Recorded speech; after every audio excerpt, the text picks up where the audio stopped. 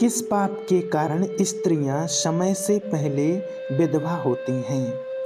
पति पत्नी अवश्य सुने।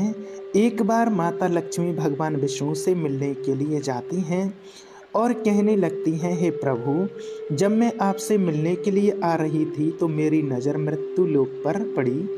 वहाँ मैंने देखा कि 3 स्त्रियां जो आपस में सहेली थीं, उनमें से 2 स्त्रियां विधवा होकर के दुखी जीवन जी रही थी, जबकि एक स्त्री सुहागन होकर के अपने पति के साथ सुखी जीवन जी रही थी। प्रभु, यह बात मेरी समझ में नहीं आई, इसलिए मेरे मन में 3 प्रश्न उठने लगे। अब मैं आपसे यह चाहती हूँ कि आप मेरे तीनों प्रश्नों के उत्तर देकर मुझे संतुष्ट करने की कृपा करें। इस प्रकार माता लक्ष्मी की बात को सुनकर भगवान विष्णु कहते हैं, हे देवी लक्ष्मी, तुम अपने मुझे तीनों प्रश्नों को बताओ। मैं तुम्हारे प्रश्नों के उत्तर देकर के तुम्हें पूरी तरह से संतुष्ट करूँगा। अब माता लक्ष्मी कहती हैं, प्रभु, मेरा पहला प्रश्न है, कौन सी स्त्री समय से पहले विधवा हो जाती है? मेरा दूसरा प्रश्न है, कौन सी स्त्री को कभी जीवन में सुख नहीं मिलता है? और मेरा तीसरा प्रश्न है, कौन सी चीज़ ऐसी है जो एक पत्नी अपने पति को मांगने से भी नहीं देती है? इस प्रकार माता लक्ष्मी के प्रश्नों को सुन करके भगवान विष्णु कहने लगे, तुम जिन स्त्रियों की बात कर रही हो, उनमें से 2 स्त्री विधवा होकर के अपना दुखी जीवन जी रही हैं और वहीं पर एक स्त्री सुहागन होकर के अपने पति के साथ में अपना सुखी जीवन जी रही है। तुम जानना चाहती हो आखिरकार ऐसा क्यों है? तो मैं तुम्हें एक छोटी सी कथा सुनाता हूँ और इस कथा से को आप बहुत ही ध्यान से सुनना। माता लक्ष्मी कहती हैं, प्रभु, मैं आपकी बात से सहमत हूँ, आप मुझे कथा सुनाइए। मैं कथा को पूरे मन से सुनूंगी और जब तक आप कथा सुनाएंगे तब तक मेरा मन किसी दूसरे स्थान पर नहीं जाएगा। भगवान विष्णु कहते हैं, हे लक्ष्मी, सबसे पहले मैं तुम्हें उस स्त्री की कहानी सुनाता हूँ जो सुहागन बनकर के सुखी जीवन जी रही है। जिस सुहागन स्त्री की तुम बात कर रही हो वह एक राजा के नौकर की पत्नी है और जिस नौकर की वह पत्नी है उस नौकर को अपनी पत्नी पर पूर्ण विश्वास और भरोसा है कि वह पतिव्रता है, जिसकी महिमा वह अपने साथियों में बार बार करता है। अब देखो, एक दिन की बात है, उस राजा के नौकर ने अपनी पत्नी की प्रशंसा इतनी की कि यह बात धीरे धीरे फैलते हुए राजा के दरबार तक पहुंच गई। फिर तो राजा ने अपने नौकर को बुलाया और उस नौकर से कहा कि तुम हर किसी से कहते हो कि तुम्हारी पत्नी पतिव्रता है, क्या वास्तव में आपकी पत्नी पतिव्रता है? क्या आपको पूर्ण विश्वास है? इस प्रकार राजा की बात सुनकर के नौकर कहने लगा, महाराज, मुझे पूरा विश्वास है और पूरा भरोसा भी है कि मेरी पत्नी पूरी तरह से पतिव्रता है। अब इस समय पर राजा का महामंत्री कहने लगा, यदि मैं तेरी पत्नी का पतिव्रत धर्म खंडित कर दूं तो तुझे क्या सज़ा मिलनी चाहिए? फिर तो नौकर ने कहा, यदि तुम मेरी पत्नी का पतिव्रत धर्म खंडित कर देते हो तो महाराज मुझे फांसी लगा देना। अब वह राजा का नौकर भी मंत्री से कहता है, यदि महाराज यह मेरी पत्नी का पतिव्रत धर्म खंडित नहीं कर पाए तो इनको सज़ा क्या मिलनी चाहिए? तो राजा ने कहा कि मंत्री को भी फांसी की सज़ा दी जाएगी। फिर भगवान विष्णु कहते हैं, लक्ष्मी मंत्री ने स्वीकार कर लिया और नौकर से पूछा कि क्या वस्तु लाऊं जिससे तू माने कि तेरी पत्नी का धर्म खंडित करने में सफल हुआ?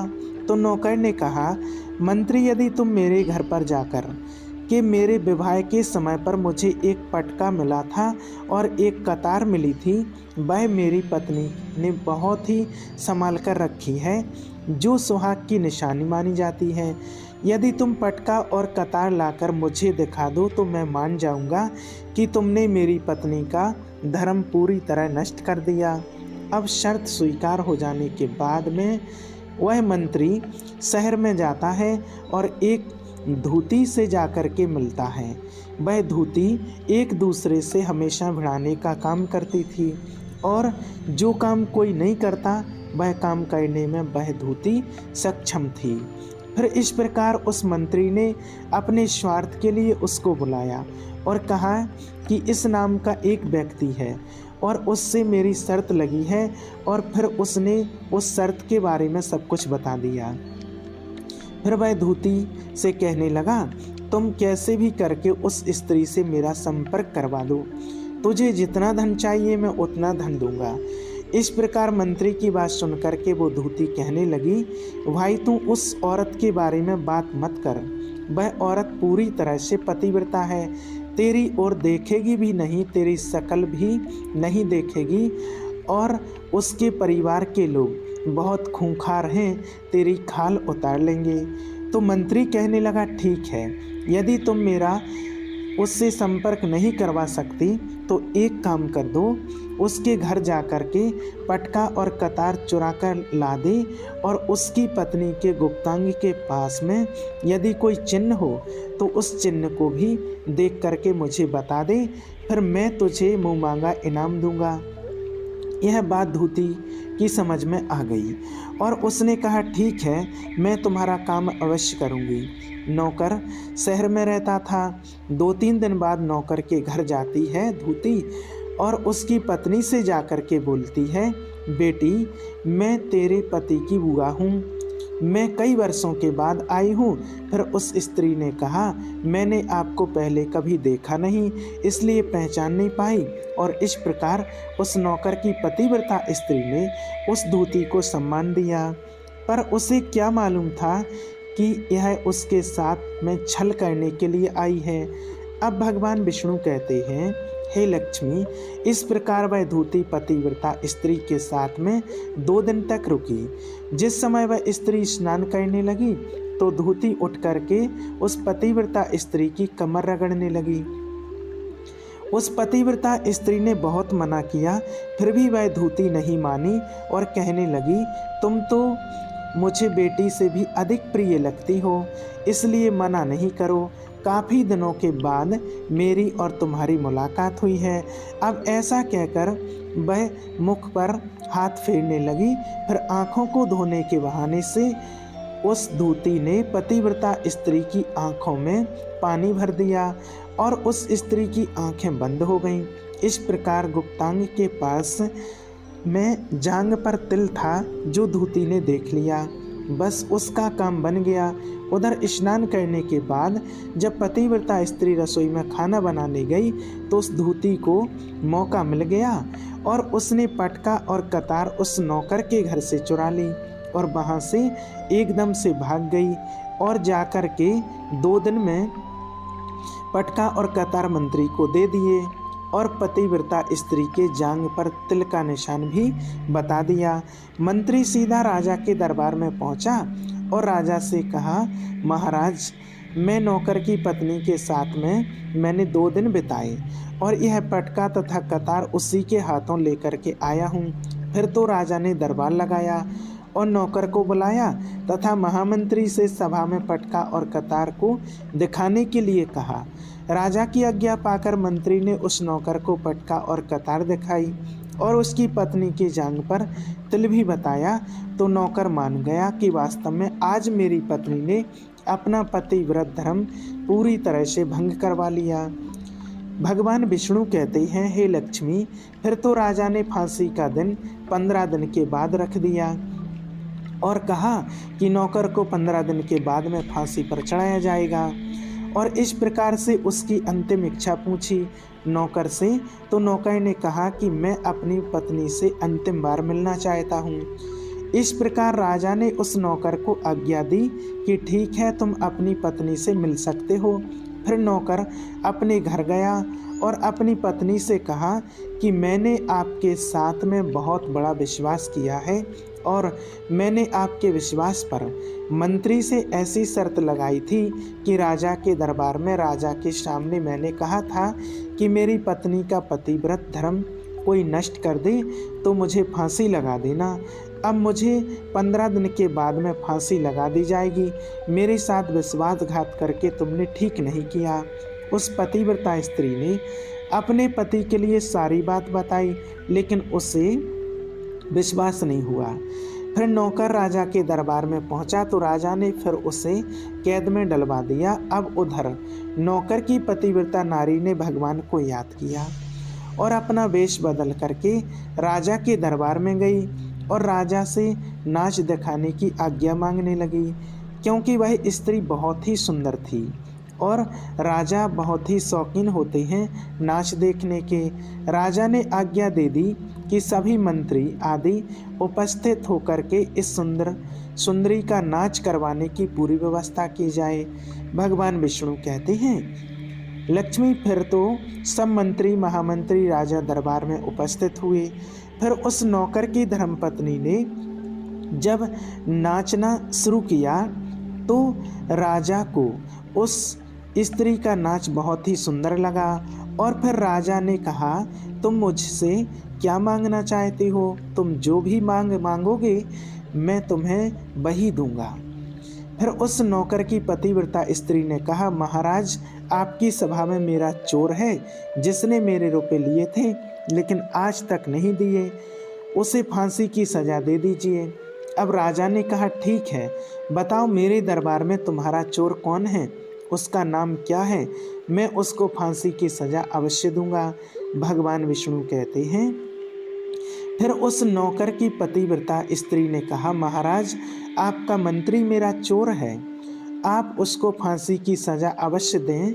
अब जैसे ही उधर मंत्री ने सुना कि यह सुंदरी मुझे अपना चोर बता रही है तो मंत्री कहने लगा, महाराज मैं कसम खा करके कहता हूँ कि मैंने कभी इसका कुछ नहीं चुराया है, मैंने इसे आज तक कभी देखा ही नहीं है, तो मैं चोरी कैसे कर सकता हूँ? मैंने आज तक इसकी शक्ल ही नहीं देखी है।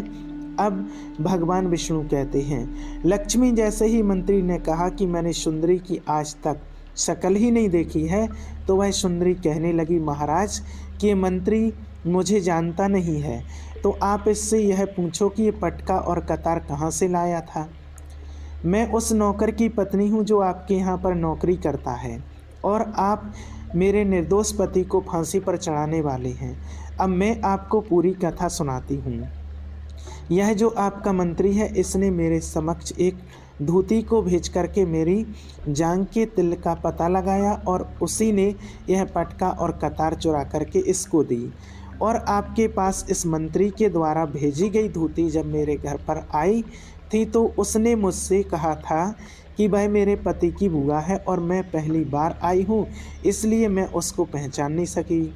और महाराज जिस प्रकार मैंने उस स्त्री को बहुत बड़ा सम्मान दिया और अपने घर पर ठहरने की व्यवस्था की, और इस प्रकार उस नौकर की पतिव्रता स्त्री की बात सुन करके राजा ने धूती को बुलाया। फिर उस धूती ने राजा को सारी सच्चाई बता दी, जिससे राजा ने उस नौकर को रिहा कर दिया और मंत्री को फांसी पर चढ़ा दिया। भगवान विष्णु कहते हैं, लक्ष्मी इस प्रकार उस नौकर की पतिव्रता स्त्री ने अंत में राजा से कहा, महाराज मैं अपने पति से बहुत प्यार करती हूँ, मैं एक चरित्रवान स्त्री हूँ, कभी भी मैं अपने पति का नाम तक अपने मुँह से नहीं लेती हूँ। भगवान विष्णु कहते हैं, लक्ष्मी मेरी कहानी पूरी होती है, अब तुम अपने तीनों प्रश्न के उत्तर सुनो। तुम्हारा पहला प्रश्न था कौन सी स्त्री समय से पहले विधवा हो जाती है? तो जो स्त्रियां अपने पति का नाम लेती हैं वह समय से पहले विधवा हो जाती हैं, क्योंकि पति का नाम लेने से पति की उम्र कम हो जाती है और समय से पहले ही उनके पति की मृत्यु हो जाती है। ऐसी स्त्रियां जो पति का नाम लेती हैं समय से पहले ही विधवा हो करके दुखी जीवन जीती हैं। बस यही राज की बात है कि तुम जिन 3 सहेलियों की बात कर रही थी उनमें से 2 विधवा थीं और एक किसी नौकर की पत्नी थी जो एक पतिव्रता स्त्री थी। यह पतिव्रता स्त्री कभी भी अपने पति का नाम अपने मुँह से नहीं लेती थी। और उधर वह 2 स्त्रियां जो विधवा होकर के दुखी जीवन जी रही थीं वह हमेशा अपने पति का नाम लेकर के ही बुलाती थीं। जिसकी वजह से उनके पति कम उम्र में उनके पति की उम्र और उनके पति को समय से पहले ही मृत्यु हो गई। इसलिए कभी भी स्त्रियों को अपने पति का नाम अपने मुंह से नहीं लेना चाहिए। अब तुम्हारा दूसरा प्रश्न था, कौन सी स्त्री को जीवन में कभी सुख नहीं मिलता है? तो समझ लो, जो स्त्रियां अपने पति के बिना अनुमति के किसी तीर्थ स्थान पर या उत्सव में जाती हैं, उनके जीवन में कभी सुख नहीं आता। ऐसी स्त्रियां जीवन भर दुखी रहती हैं और उन्हें पति का कभी प्रेम नहीं मिलता। भगवान विष्णु कहते हैं, लक्ष्मी तुम्हारा तीसरा प्रश्न था कि ऐसी कौन सी चीज़ है जो एक पत्नी अपने पति को मांगने से भी नहीं देती है? तो समझ लो, वह चीज़ गाली है। एक चरित्रवान पतिव्रता स्त्री कभी अपने पति को गाली नहीं दे सकती, और जो स्त्री गाली देती है वह कभी चरित्रवान नहीं होती है, और ऐसी स्त्री जीवन भर रोती है और उसके जीवन में कभी सुख नहीं आता है, और समय से पहले ही ऐसी स्त्री विधवा हो जाती है। इस प्रकार कहानी सुनाने के बाद माता लक्ष्मी पूरी तरह से अपने तीनों प्रश्नों से संतुष्ट होकर के कहती हैं कि प्रभु, जो स्त्री चरित्रवान पतिव्रता होती है वह कभी अपने जीवन में दुखी होकर के नहीं रहती है, क्योंकि ऐसे घर में लक्ष्मी का सदा वास होता है और वह घर धन्य धान्य से हमेशा भरपूर बना रहता है। ऐसी स्त्रियां हमेशा घर को स्वर्ग बना देती हैं। दोस्तों, अगर आपको हमारा वीडियो पसंद आया हो तो हमारे चैनल को सब्सक्राइब अवश्य करें और वीडियो को लाइक करें। धन्यवाद।